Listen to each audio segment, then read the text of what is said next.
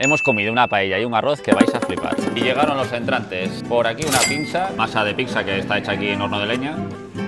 Está rica. Quizás muy salado por la sal negra. Y por aquí unas croquetas variadas. De jamón, de gambas, de bacalao. Vamos a ver de qué es esta.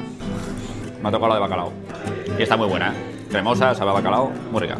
Llegaron los arroces. Con 20 añitos me fui a Baleares, me pasé allí 2 décadas de mi vida. De ahí un poquito esta historia con el tema de arroces y demás. Arroz negro con alioli. Yo voy a empezar por el arroz negro. Tiene alioli, como a mí me gusta. Lo mezclamos bien con el alioli.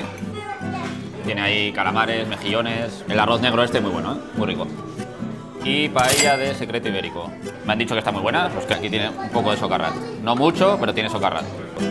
Me quedo creo que con el arroz negro, pues la verdad que esta paella de secreto ibérico está buenísima. Entonces tiene ese estilo mediterráneo que en Asturias es difícil de encontrar. Y llegaron los postres. Una tarta de chocolate. Los postres no son de aquí, son de un obrador.